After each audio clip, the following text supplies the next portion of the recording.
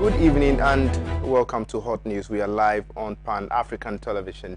We're also live on Facebook at Pan-African Television. You can send in your views, comments and contributions on WhatsApp, text line. We'll make a time and read all those out for you. You can as well leave your suggestions, questions and whatnot on our social media pages. We'll make a time and read all those out for you. My name is Justice Appiah. Tonight on Hot News, we are discussing the Tor missing oil scandal. Minority caucus in Parliament to launch parliamentary probe into the missing oil scandal at Tor. By now, I'm sure you're very much aware of things that are happening at the Tema Oil Refinery. And with regards to that, the minority in Parliament today held a press conference, threatening to launch a probe into that matter. I would want to read briefly what the minority has been saying with regards to their press conference. Now, I'll introduce my guest for tonight's discussion and all of that.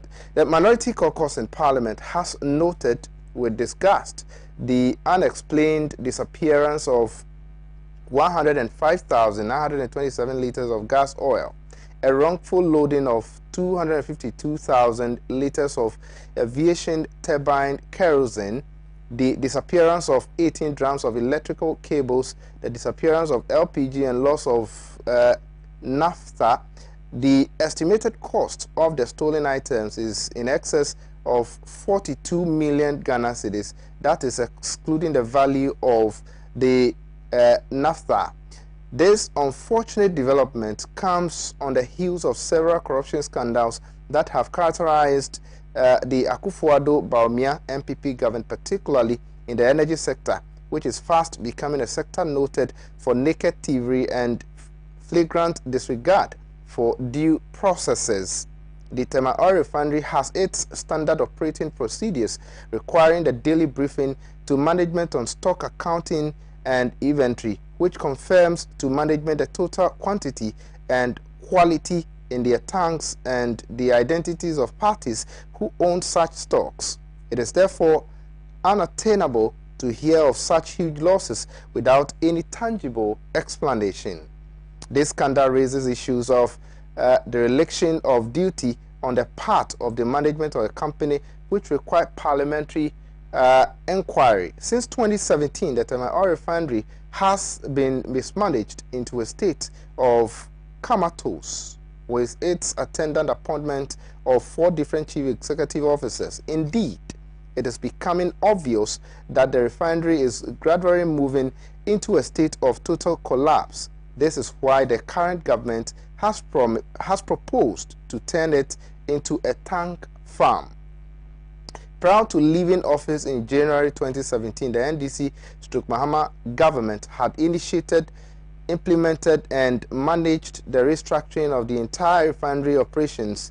In our quest to revamp the refinery, the NDC procured 9 million barrels of crude to be refined, including an indigenous crude from the 10 fields in Ghana.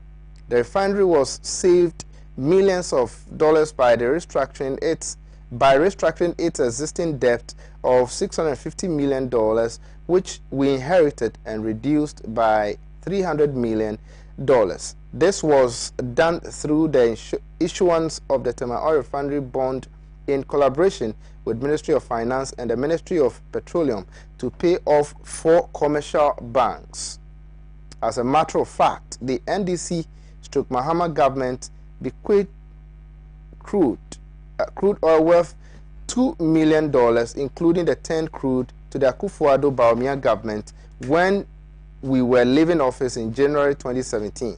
Tor got a tolling fee on this crude oil to help finance its operation. Sadly, this crude oil was disposed of under the very opaque and suspicious circumstances by the Akufo-Addo-Bawumia-led MPP government. Additionally, the NDC/Mahama government attracted the largest single investment in the downstream industry in Ghana's recent years for the Tema Oil offshore mooring systems, now called the Ghana Petroleum Mooring System, GPMS. An amount of 110 million was brought into the Tor through the structure as at December 2016. A balance of 90 million was in TOR accounts when the NDC government left office. Despite these major interventions, TOR incurred a loss of 24 million plus after processing just 950 barrels of crude, which was enough to plunge TOR into further debt, leading to a forced shutdown of crude distillation unit CDU on the morning of Friday 30th November 2018, largely due to poor management and political interference. It is sad to note that the managers of the refinery failed to adequately find take-off tankers for the refined product before sourcing for the crude, thus rendering the product stranded in tanks. This bizarre business model means the refinery was huge losses as prices kept falling on the global commodity market and giving room for siphoning of the product. The minority wishes to serve notice that it will not sit unconcerned for greedy and self-seeking Akufo-Addo/Bawumia government to plunge the only oil refinery in the country into comatose. We are well aware of the cover-up in the Bost scandal and cannot therefore trust this government to conduct any fair, transparent, and unbiased investigations. We therefore wish to serve notice that we shall, in the coming weeks, trigger an appropriate rules and processes for a full-scale parliamentary inquiry into the broad daylight thievery and embarrassing spectacle.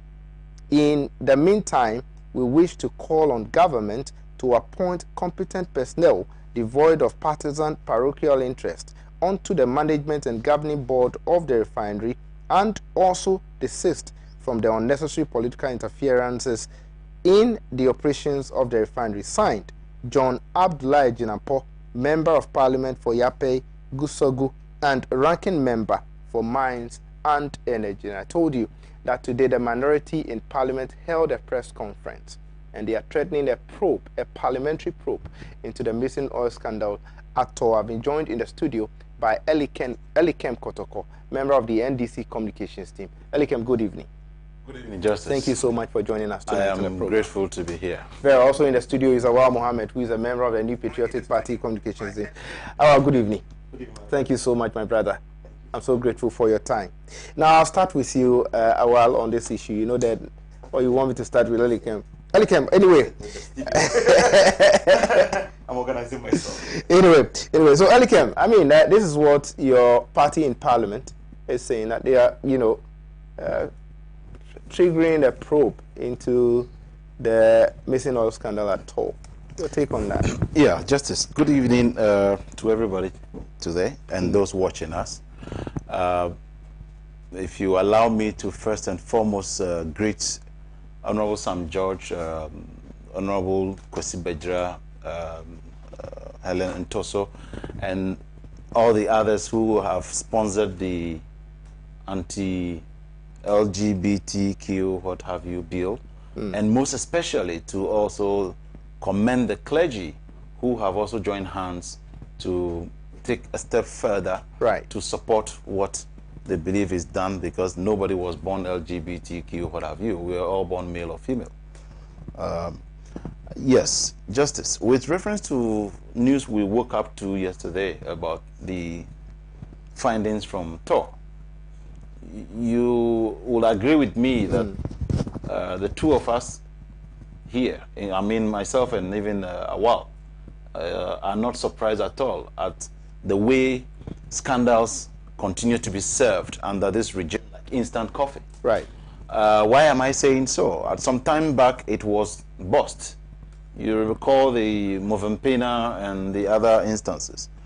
And for some strange reasons, it appears we keep changing managers upon managers in that department, and nothing good seems to be coming out. We seem to be running it aground as well. So it wasn't surprising. But then it is very shocking how this regime has decided to now ignore all the red herrings and all the concerns of Ghanaians and just to keep doing what they are doing, that you wake up to news of some of these ridiculous things, that there are proper mechanisms put in place at all. But all of a sudden, it appears that it has become the order of the day. And if you read carefully what the Tema Oil Refinery Interim Management Committee also put out, you could tell that there's also a deliberate attempt to, in the end, shield some people or let this also become another so-called foolish case, as has been the order of the day. Because if no deadlines or timelines have been given to this committee as to when we should be expecting to hear from them, it can take forever. There were even times when they were given timelines, and you and I witnessed what exactly happened. I am very disappointed, and I believe that in as much as Ghanaians are becoming pessimistic of this regime, they still remain optimistic of the future of Ghana. And it is the reason why I believe that for once President Nana should not remain this insensitive to the level of corruption, endemic corruption that has actually become associated with his name. There cannot be a single day without mention of corruption cases. It is no joke. It is not nice. It is not funny. And we should stop this now, because, look, the anger in Ghanaians continue to boil. And I am sure you agree with me that we have all said that we actually do not intend to see things go to a certain level, but we are getting to the very tipping edge. And I don't think I would want to give boring commentary on this.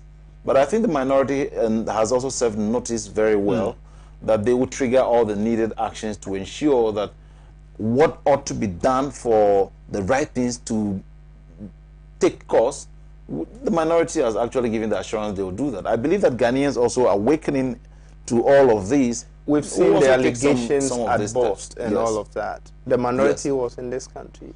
Why did they not launch probe into, or parliamentary probe? No, you see, Justice, that is why even whenever I hear some of those questions, I cringe. A word I used just yesterday, I have to use today too. Right. I cringe because it is not only the duty or responsibility of just the minority. If we leave everything to the minority and the majority, it becomes some political razzmatazz. Exactly, but it is the reason why, for instance, sometimes I even have a problem when there are issues and it is only the NDC. But one is also tempted to ask, where the minority was at the time when the issue of Bost came up, and one is tempted to also question what triggers the minority to launch a parliamentary probe into this particular one. You recall the Bost instance where the corrupt gentleman, what's his name? Is he now a parliamentarian? Alfred Obeng also? Alfred Obeng, who was also grossly involved in that. The president didn't have the nerve or the audacity to show him the door, or to actually punish him the way that we expect in order to deter others. And so it appears in character, the president we have now is an embodiment of corruption itself, and therefore he continues by his act to embolden the people to do what they are doing. And that is why you'll be surprised that 4, 5 years, 6 years into their administration, they still will be talking about John Dramani Mahama. And because this is a regime that is not focusing on what is expected of them, the promises that they have made. And so if you recall the Bost incidents also, you saw how vehemently the minority spoke strongly against that, and the way they went about it. It is more or less like always saying that you have your way, or you have your say, and we will have our way. But I think it is a clarion call on Ghanaians in general. Isn't it too early for the minority to be calling for a parliamentary probe to be launched? It is because there's been a precedence where we witnessed that instances of this nature happened, and there were some biases in handling the matter. Like I mentioned to you, Fred Obeng, he continues to walk a free man, probably because he's one of the major financiers of the president's campaign, or even still whatever. So he's allowed to walk scot-free. And so not until then, like you've seen even in this document that they have actually issued, there are no timelines. So when exactly are we expecting that you will take further action from it?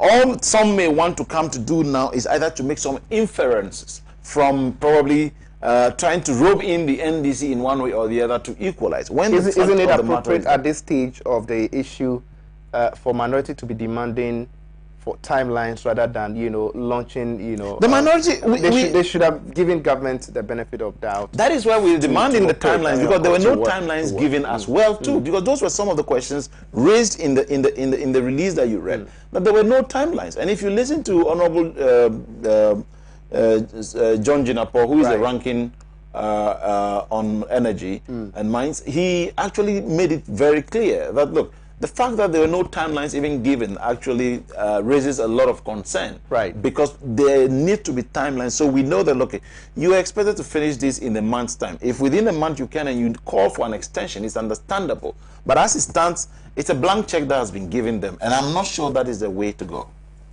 Right. Elikan, thank you so much. I'll come back to you. Viewers, you're still watching Hot News right here on Pan-African Television with me, Justice Appiah. Keep your messages coming in on our WhatsApp text line. I'll make a time and read all those out for you. We are live on Facebook. Those of you on Facebook watching us can share the Facebook Live for other people to also watch tonight's edition of the program. Let me come to you. Well, I'm sure you've seen the statement issued by the minority in Parliament. Yeah, I was trying to read through. Right. Anyway, good evening right. to our viewers and good evening to my brother. And thank you so much for the opportunity.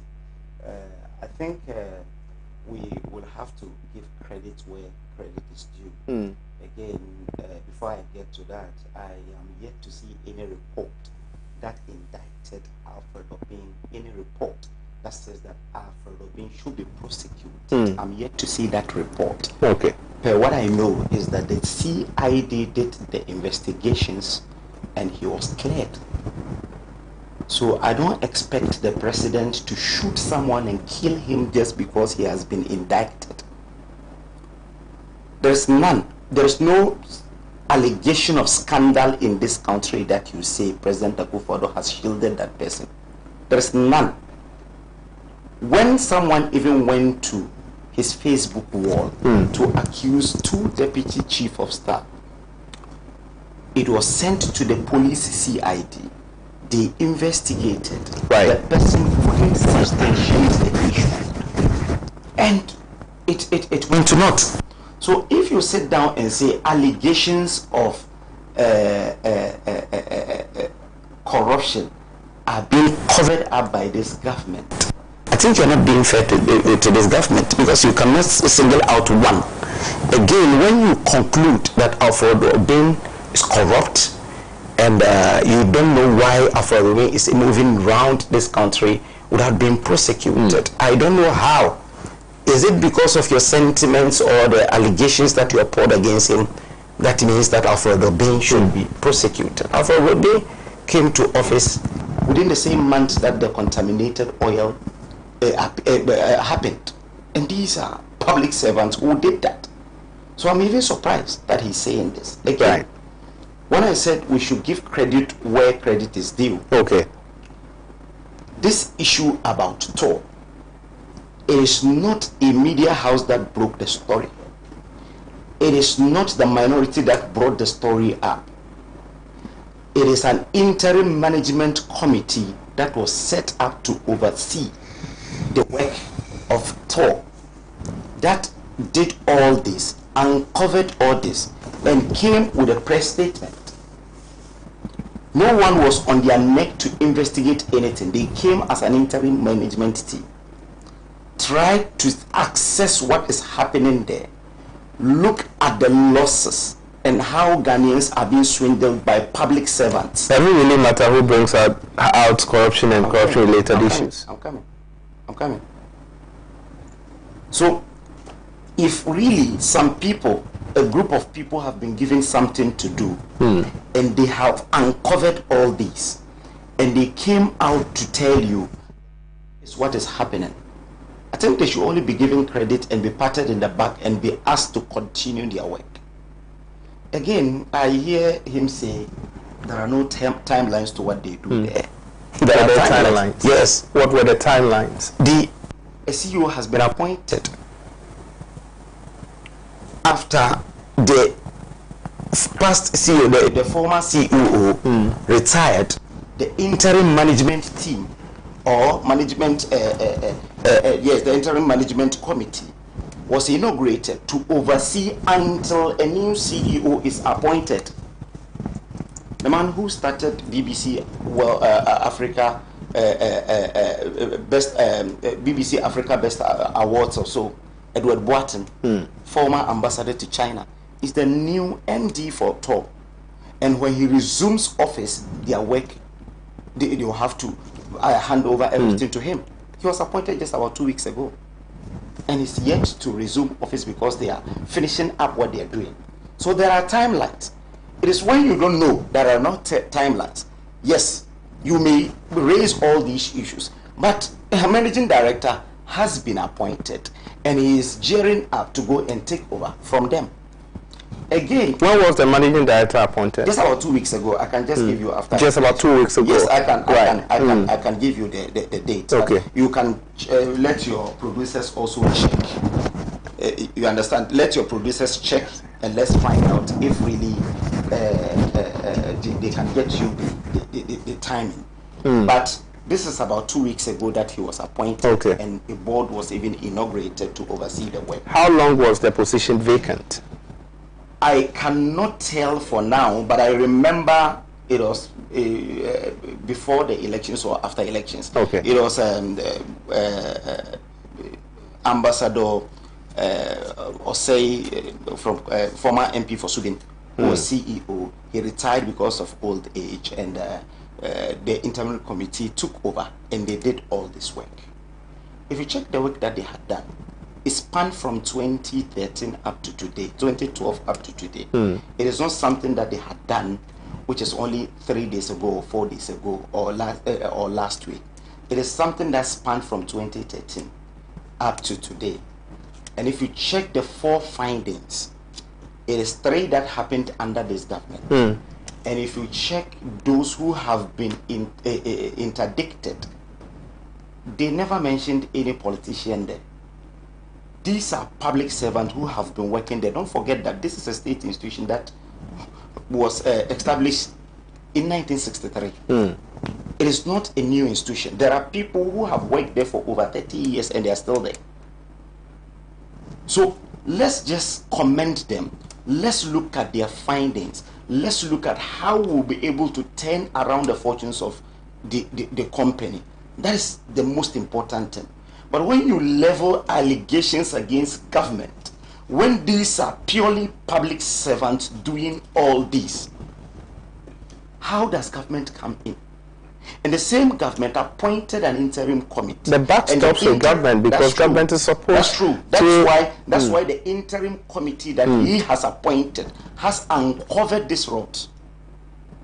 So they have done some good for the people of this country. At least they are able to uncover, and they are telling you that they have interdicted some people and they are handing it over to the police to continue investigation. And that is a piece of good news. I don't know why this thing should be a political issue. It becomes a political issue because to the minority, yes, since 2017, the Tema Oil Refinery has been mismanaged into a state of comatose with its attendant appointment of 4 different chief executive officers. Indeed, it is becoming obvious that the refinery is gradually moving into a state of total collapse. This is why the current government has proposed to turn it into a tank farm. They've also alleged political interferences at all under your watch. Is that true? Did they mention the names there? The names of the 4? They've not mentioned. This is a palpable lie. I don't understand why minority will go and write a statement and lie in the statement that 4 different people appointed at all. Oh, is it that you don't know? You're not getting what they mean. Let me educate you. They're saying that you can't educate me. When we took office, it is only one CEO. Just check your records. Ambassador Isaac Osei is the only CEO that has gone there. We would have to. I'll ask my producers. I think it is Isaac Osei who is the only CEO that has gone there. At the time that they were talking about moving it into a tank farm, it was in 2017 that he had a banter with the energy minister at that time, when he told him that we can still turn the fortunes of this company. John Jenapo wrote this, and he had the gut to say that 4, only one. The second person is Edward Boatin, who is yet to even start work. So this is a lie. That's why I'm saying that this is a state institution. This is a place where a lot of Ghanaians have sunk a lot of our monies there. Is it true that there are political interferences at all? There's no institution in this country that doesn't have any political interference, except if it is places like Goyle or so. Because if it is only fully 100% state-owned, definitely there should be a politician to oversee it. When you have places like Goyle, you least get some political influence because it has been floated onto the in the market, and some people have shares and so on. But if it is 100% Ghanaian shareholding, you ask me whether there is political influence. There should be political influence over there. But is that the reason why the TV went on? No. They said there are people, and they mentioned that they are still trying to uncover a lot more. Those they have seen, they have interdicted them, and they have even handed some over to the police. So they want to only turn the fortunes of this state institution. Before we took over, the debt at top is over 1 billion. From 2013 up to 2017, ask yourself, how many barrels of crude did they even refine? They were refining, at the time we took over, they were refining only 25,000 barrels of crude. But according to the NDC, before they left office in 2017, they had restructured TOR, and the NDC procured 9 million barrels of crude to be refined, including an indigenous crude from the 10 fields in Ghana.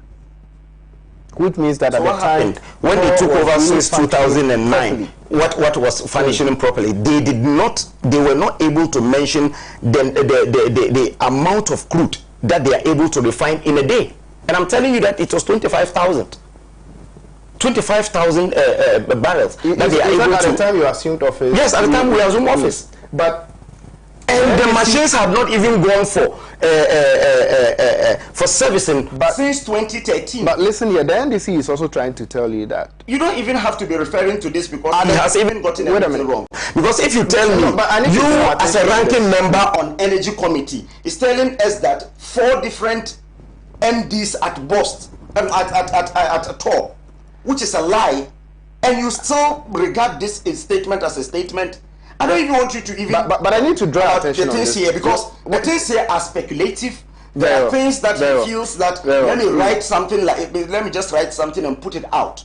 That's why I'm saying that this is something that should not be political. This is something that every Ghanaian should be worried that some people are milking this country dry. Anytime there is corruption, you point at politicians, when in fact those who are doing this are not politicians. This is something that we should be talking about, not to do equalization and do a lot of politics, read political meanings out of it. You understand what I mean? Politicians were appointed chief executive officers for that particular institution we're talking about. They said their investigation is not conclusive. They are still continuing, and they are inviting the security service to also assist them. But they have seen the politician cannot be detached from some of these happenings within these institutions. But I'm saying that don't politicize it. Let's look at the issue in itself. What is there? What have they uncovered? Then we talk about that, rather than trying to play political game with it for someone to go scot-free for milking this country dry. Anytime there is a crime in this country, the moment you turn the crime into NDC MPP, you want to make the crime to look, you are even sending it to make it a foolish case. And this has been happening over the years. Is it because the chunk of what happened between 2012 and 2016? That's why they want to politicize it, so that at least when we are to talk about it, you may talk about, say that this government has done this, he has done that, and you feel that it is a corruption charge against this government. This is something they started from 2012, and if you check what had happened over there, when you check the what they have uncovered, the chunk of what they have even uncovered is even it spans between the 2012 and 2016. The chunk of that. Where did you get that information that from? from? Did they publish the report? Yes, And in the at report. which page So of where the is report that? did they say that the chunk of it The spanned disappearance, from? the D, A, B, C, D. Right. The disappearance of product LPG belonging to client between 2012 and 2015 as a result of which Tor was indebted to the client to the tune of $4.8 million, as confirmed by Ernst and Young. Okay. 4.8 million. This is 10 million Ghana cedi and $4.8 million out of it. Where is the chunk from? It's from the NDC time. Out of 42 million Ghana cedis. Yes, check In total. 4.8 million. Check $4.8 million. Convert it into Ghana cedi. How much would it be? Just convert it. You are saying it. You should be able to convert it. Maybe you know how much it will be in Ghana cedis. It's 6 cedis now. Right.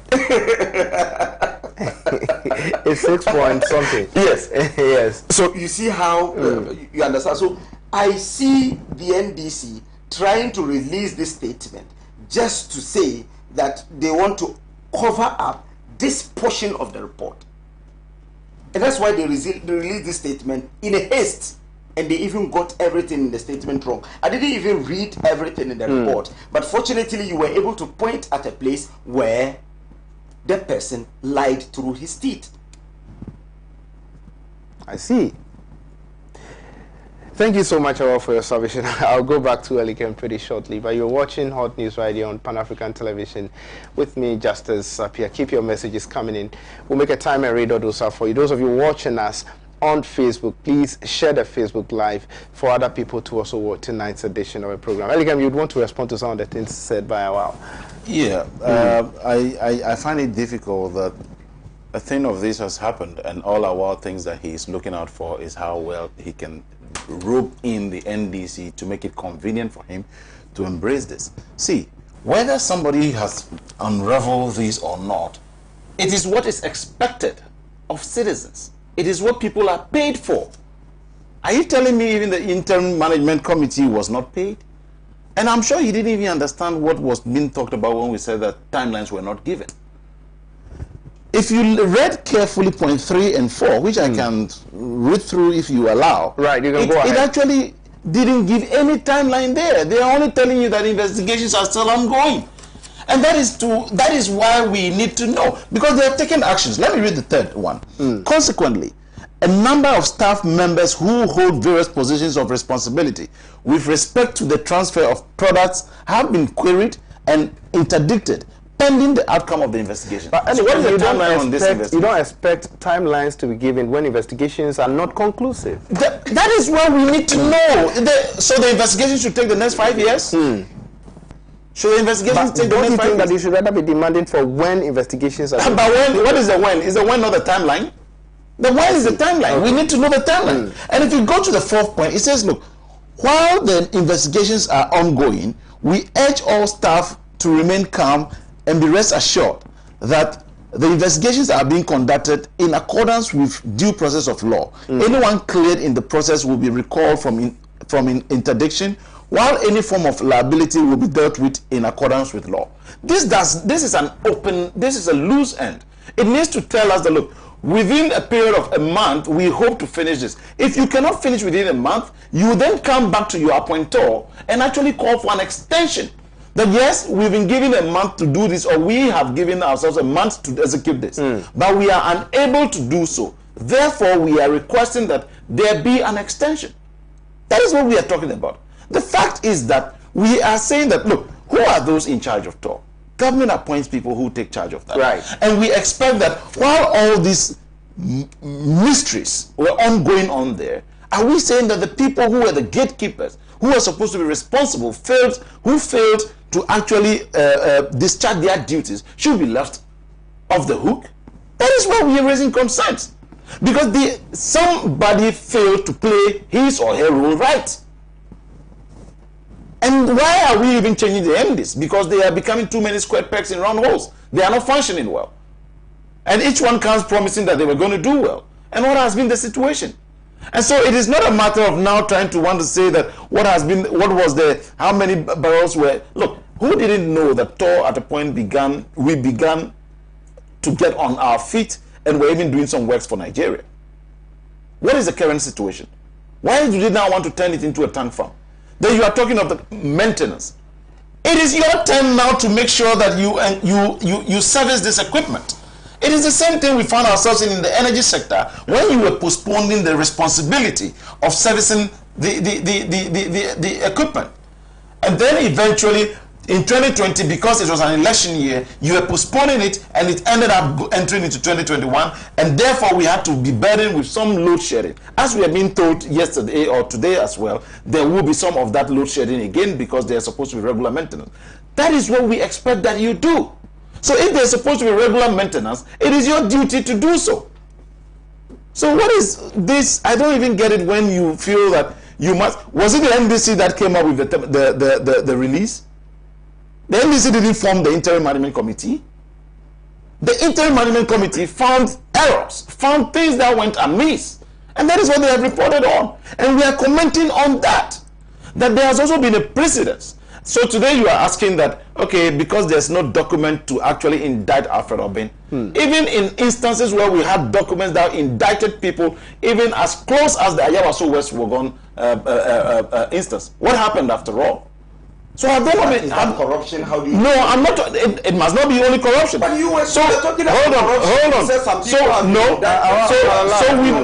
Yes, we know people who, you see, you have set a precedence where you are in the habit of constantly rubbishing anything that comes to you.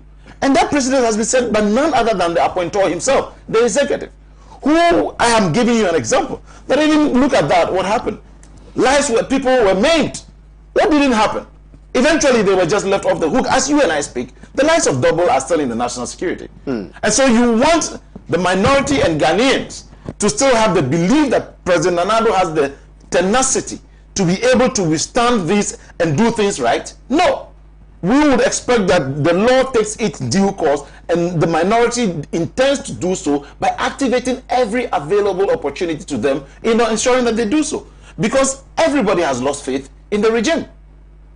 So I don't think this is rocket science. And you may want to rope in NDC. You may want to rope in NDC as much as you want. But the substance of the matter is that what has been reported here is scandalous. Yes. What has been reported here is un-Ghanaian. What has been reported here is unpatriotic. And the concerns being raised are that if we leave it the way it is as it has been put out, we know where this will lead us to. There may not be any culprits because there are no timelines, Justice. That's what I'm telling you. It seems you don't trust government. But you and I know that it is not only me sitting here saying it. You know that they don't even trust themselves.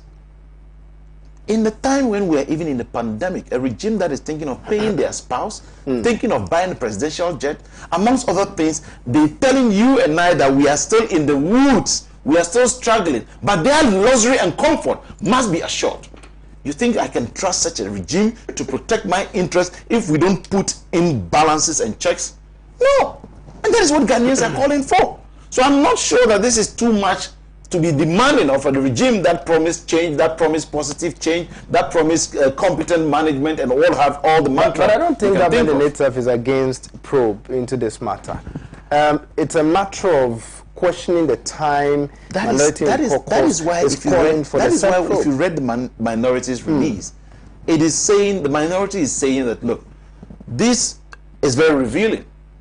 In order to make sure that we arrive at the very bottom of everything, there's a need for a proper investigation and an independent one for that matter. He has even mentioned here that some of the incidences happened under the NDC. Did the minority say that whilst we seek a probe into this, there should be a seizure of a probe into the 2013 to 2015? No.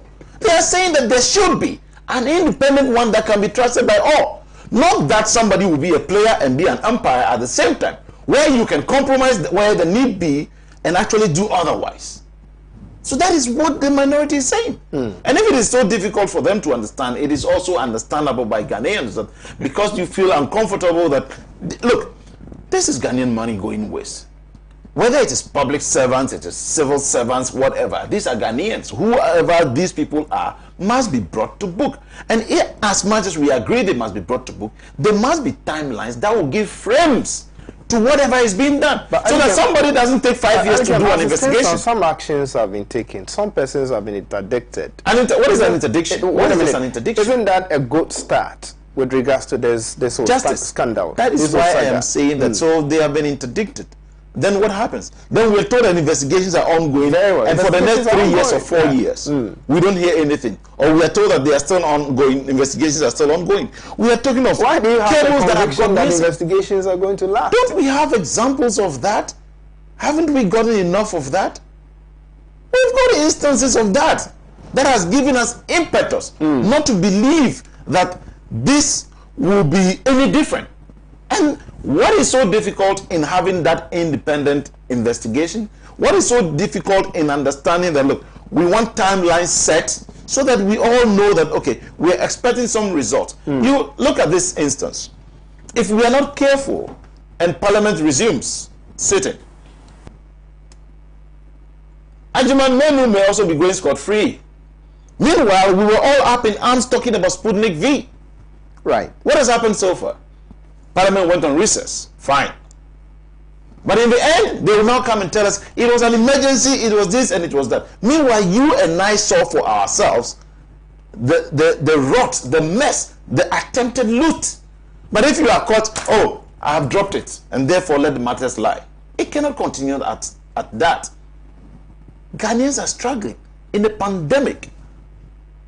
And these are just the realities that we are addressing. So it hasn't got to do with an NDC or an NPP. It is a matter of patriotic concern to everybody. It is a matter of patriotic concern to everybody, according to Elikem Kotoko. Now, I think you are itching to respond to Elikem. I think that he still keep on making references to the place that government is trying to make that a tank farm. This is a suggestion by Boache Jaco. That was even in 2017, when he even had to clash with the Tor CEO that were still telling the fortunes of the company. So I don't know why he keeps on mentioning that we want to make it a tank farm. Again, there is no investigation that has a timeline. If really you're doing proper investigation, when you finish, that's all. I listened to the PRO. He said that they are doing their technical investigation as technical people because they uncovered this. They have also given the police to continue investigations.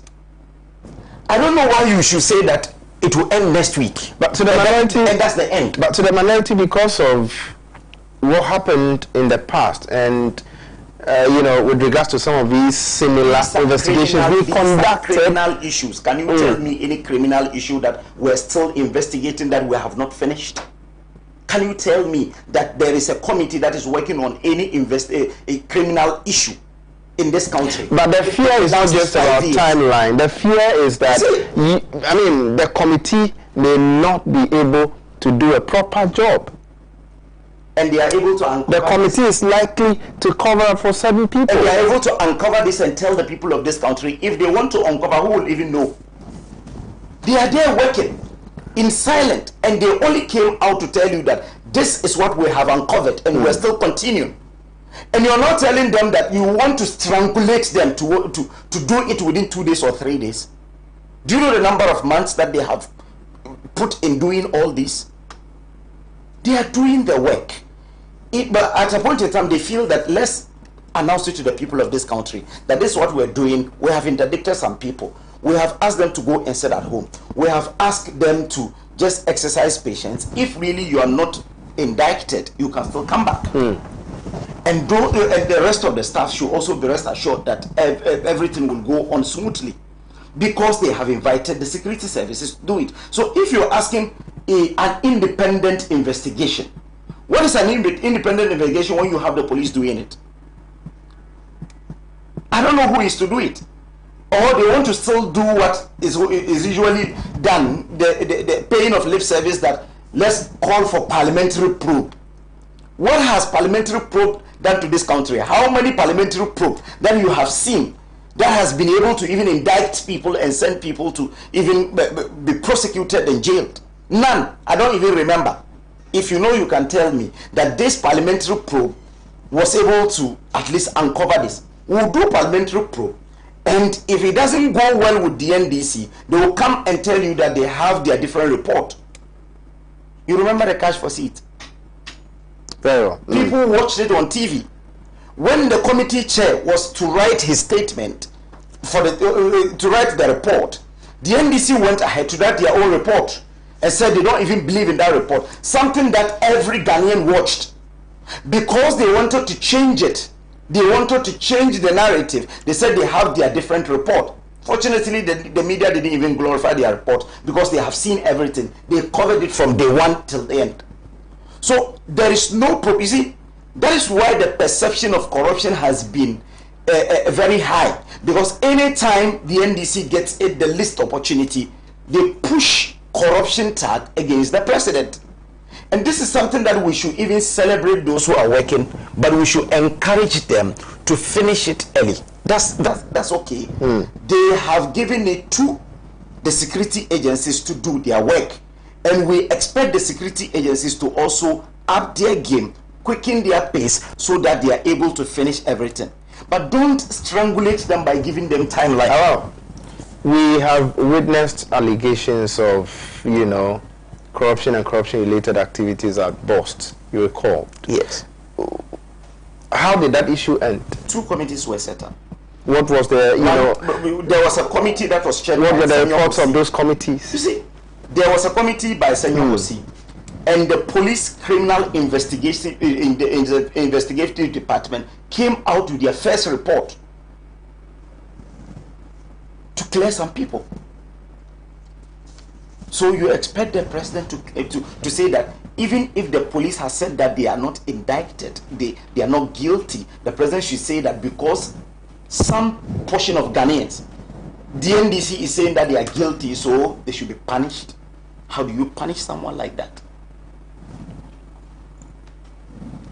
And that committee was set up by Boche Jakun. And I did not see anywhere in that committee that says that Alfredo being the MD or any of the MDs of the 4 MDs that had been there should be prosecuted. If there is any report, if there is any... Are you now admitting that there have been 4 MDs at BOST? At BOST? Yes, at BOST. Sorry, sorry. I thought that we were talking about talk. No, but you asked me a question on BOST. Very well, go ahead. You asked me a question on BOST that there was, at a point in time, an allegation of contaminated fuel over there. You understand that? So I'm saying that I have not seen anywhere that says that Afro-Bin should be prosecuted. He wouldn't have even been able to even contest as an MP. He's an MP now, representing the good people of Seshi, what's the name of his constituency? Bekwai and Yaso, Seshi Bekwai area. Right. He's the MP there. So I am only saying that the interim management committee should be left to do their work. They know what they are doing, and that is the reason why they have come out with this. Let's commend them for the work, but let's tell them that they should up their game, involve the security agencies. I still share in what Elikem is saying, that they should be able to quicken the pace so that we see those who will be prosecuted, who will be liable. I'm not even interested in prosecution. I remember when Martin Amidu said that he's not more interested in prosecuting people. How we'll be able to retrieve our monies is very important to us than the prosecution. You remember the venture capital issue. When the former appointees of former President Mahama were sent to court for thievery, they admitted, and they paid the money back. I don't know if they have paid everything, but they admitted that indeed they are guilty. And they said they will pay the money, because per the laws of this country, if you really steal and you are able to say you are guilty, there is an incentive that you'll be convicted, but you pay the monies back. And that is what is important to us as Ghanaians, because these monies should be able to fix a lot of things in this country. So let's be interested in how we can even retrieve our monies if really there are people who are involved that must be prosecuted, they must be prosecuted, because you prosecute them, they will go to jail and go and eat our food there without us getting our money, and they will come and be spending their booty after they come out.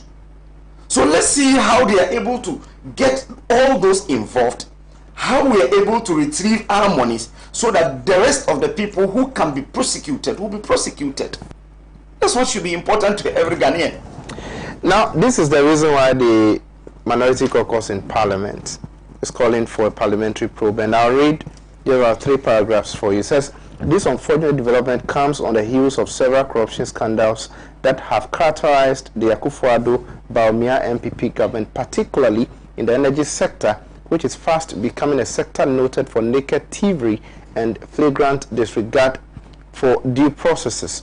The Tema Oil Refinery has its standard operating procedures requiring the daily briefing to management on stock, accounting and inventory, which confirms to management the total quantity and quality of their tanks and the identities of parties who own such stocks. It is therefore unattainable to hear of such huge losses without any tangible explanation. These scandal raises issues of dereliction of duty on the part of the management of the company, which require parliamentary inquiry. Yeah, I said it, that I have not seen any parliamentary inquiry. I stand to be corrected. You have been practicing as a journalist for some time right now. I don't know if you know any parliamentary probe that has resulted in Ghana retrieving some monies from somewhere.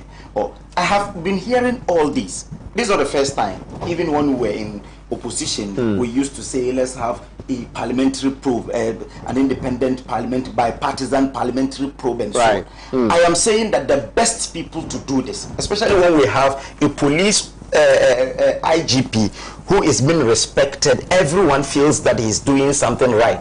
Let's give them the benefit of the doubt. Let's tell them to give it to the NIB or the police service to do an independent investigation. We had the Ghana Police Service investigated the visa racketeering issue. Yes. The then deputy minister was actually cleared, but some section of Ghanaians didn't believe the report that came out. I don't know why. I don't know why we should believe what people say, but negate what the police had done. Because people have lost trust in some of those institutions you're calling Yes, for. because of the cacophony. Because a lot of people, even if you're not guilty, you get people, because of cheap political points, will tell people that you're guilty. So the Australian embassy or the Australian government, they were lying about the... But when we came out with when the CID came out with the report, they heard it, and they were in this country too. What did they also say? They will prefer to watch it. Do you remember when... What did they also say? You understand? So I'm saying that when the police does its investigation, you expect the government to say the police has not done anything right, because some section of the public, especially the opposition, because they want to score cheap political points, will still say that. Even I remember the cash for seat. Even when Ashim Morton came to tell the people of this country that when you're talking about the president, it is him as the president of his organization. He said it on TV, but you still have the NDC still repeat it, that people sit by the president and paid some amounts of money. But that was quite unambiguous, because it could have been made clear that if we're talking about the president, not the president of the land, but the president He said of the company and the president of his company. Even we all watched it on TV, but up to now, the NDC still claim that some people sat beside the president and paid some money. He said so. Even said it. He said so. Even when those who even sat beside him, they don't even pay such amount of money. But still, the NDC wants us to believe something untoward. Wait a minute. Proud to those monies being paid as alleged, did they make it clear that, we were not talking about the president of the land, but the president of the... Didn't you watch him on TV say that? At what point? That was after... In Parliament. But that was after the program. Why would he lie on oath? If he lied, why didn't they also charge him for lying? He lie on oath every time. But people don't lie on oath. Lie on oath. I didn't say so. So he said the truth. Okay. You understand? So the problem is that when the police does their investigation, it's not every investigation that the police will do that will go down well with you, because you already had your sentiments. I remember when Sami Jamfi was all over saying that Namwan was doing legitimate business and this government wanted to destroy his business. He was on air saying all this. When the man was arrested, they also changed the narrative and said he sponsored the government. This is the NDC for you. Right. I think our time is almost up. We have just about 6 minutes, I think so. Yeah, 5 minutes. Eligam, I'll give you 2 minutes. Yeah, Justice. You see, I do not know why my brother Awal believes that the only way he could defend what is at stake is by mentioning the NDC here, the NDC there. And but in your statement, you said Akufo-Addo and his government. Who appointed those in charge over there? Which regime do we have in place? With all what is happening, you see, you just giving him an example of even the visa racketeering instance, right? Where till date we are supposed to believe that there was no scandal at all, there was no issue, and that is the extent to which we are denting our image out there. Where you now even have ambassadors coming to question us and embarrass the president, telling him that he should consider Ghana beyond corruption and not Ghana beyond aid. You recall that? And that is not it. You recall the outgone U.S. ambassador also what he said about Ghana and corruption before leaving. Right. The Danish ambassador also what he said about Ghana and corruption. These are all people who have seen it. And so when we are talking about this, you rather have given a certain narrative to make it look like you are the saints, you are the messiahs who are coming to solve the problem, only to turn out to become the mess. And so if all these things are happening, and it is now being brought to the fore, what the minority is asking for is nothing out of the ordinary. It is actually something even within their powers. It is also something based on law, just to make sure that we shall all be clear in our minds. And that is why we're giving you instances that even the Ayawaso West Wagon it's not related to corruption. You see, that is where you get it wrong. Except, you see, you want to deliberately say that, oh, it also, see, you are seeing, people are seeing the attitude of your government and your regime. It doesn't have to necessarily only be corruption. In matters of governance and leadership, that is what it borders on more. In it all is the underlying principle of governance and leadership. The corruption is one of the many fruits that actually come out of the mismanagement or the misgovernance or misleadership. So the leadership is what we are talking about.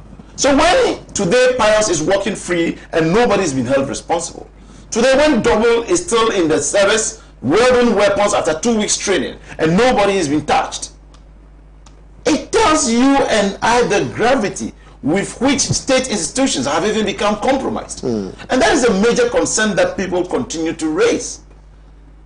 That the minority feels that, look, having looked at the release by the interim management committee, you want us to praise them. Congratulations. You have done what you were appointed to do and you were paid to do. Isn't it a shame that you even sit to say that we should congratulate them because they could have uncovered it? What if they uncovered it? That is how unpatriotic, supposed patriotic people can even reason. Because I can't even fathom that. I can't even think for once that they are supposed to do the untoward. They are expected to do what is right because they were paid to do so. But we are saying that, look, timelines are very necessary. Okay. Even when committees are even set up, they are also given timelines. Is it out of the ordinary? They have to go. So this is nothing more than, it is nothing out of the ordinary to be expected from the committee. Right. Thank you so much. I will kindly take us on. Yes, you have 2 minutes. Our time is up. The way the NDC keep on talking about how Ayawaso was told that as if nothing has come out of that report. What has come out of that report? The law on vigilantism is now enforced. What about the recommendations that certain people should be punished? Recommendation that a commission of inquiry that it's accepted hook, line, sinker by the government. When Elvis Afiriye Anka went and cried on camera, did the white paper call for his prosecution? There was a white paper that disagreed with the committee report. Right. It is a standard practice anywhere in the world that after a commission of inquiry there should be a white paper, and the white paper must not necessarily agree with whatever the committee has recommended. And as part of the recommendation of Ayowa Westwogo, that is why we have the vigilante law. And it will even help this country more than anything that you want to even happen there. Did they say we should remove people like Double out of the national security? No, they did not say he should be dismissed. When you get the NDC say that, why is Double still a national security operative? But the recommendation of committee did not say that Double should discontinue working there. There was a recommendation for a total dissolution of that department, right or wrong. So if that department didn't start with this government. So the government Azugu has been there before we even came. Well, let's That department didn't start with this government. Okay. It is a department of the state. My time we is feel that we came and inherited a department. The committee says dissolve it. We feel that we will not dissolve it, but we change the personnel. And that's all. Because it is serving a purpose. Right. Thank you so much, Awal, for coming. I'm so grateful for your time. And thank you so much for coming. I'm so grateful. We'll continue to follow this matter keenly. It has just started. We'll conduct some high-profile interviews. We'll try as much as possible to get to the Member of Parliament for Yape Gusogu constituency, who happens to be the former, Deputy Minister of Energy, Shadow Energy Minister, or Power Minister, to really delve deeper because he's been Deputy matter. Minister for 2 years without a substantive minister there. The show has been hot news. Goodbye.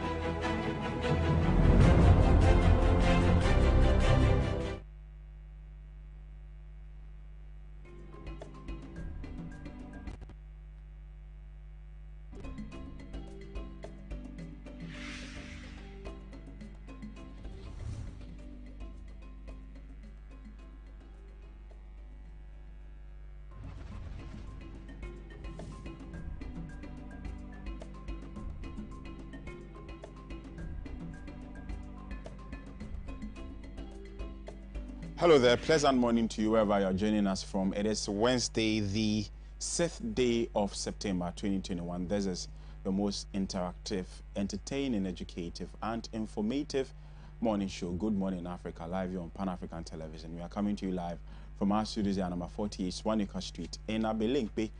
We're also streaming live on Facebook and on YouTube at Pan-African Television. Do what to look for us on Facebook, Pan-African Television. Follow us, click the like button, and share as well. Leave your comments. We are streaming live. Leave your comments, and as and when the show progresses, trust me, I'll read your comments for you. Today we have a deluge of topics up for discussion, and let me introduce them before I introduce my guest. Our first topic for discussion, of course, Pandora Papers expose African leaders' offshore secrets, and we took that story from the Daily Graphic newspaper. And then NDC rejects a Jura committee report. That story was taken from the Insight newspaper. And then 13 tall staff milk refinery 55 under probe.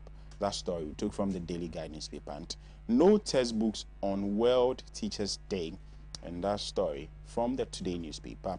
And FDA cautions against the use of glutathione for skin lightening.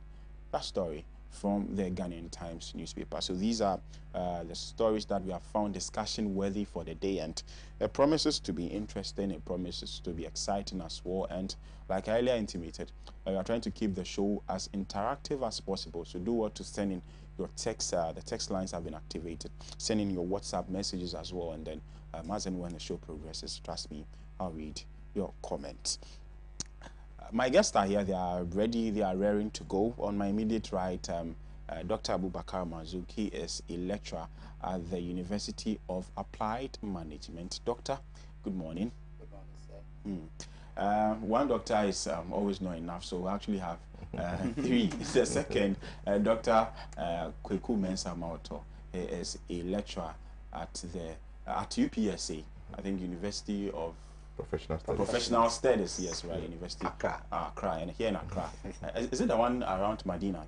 Yes. Right.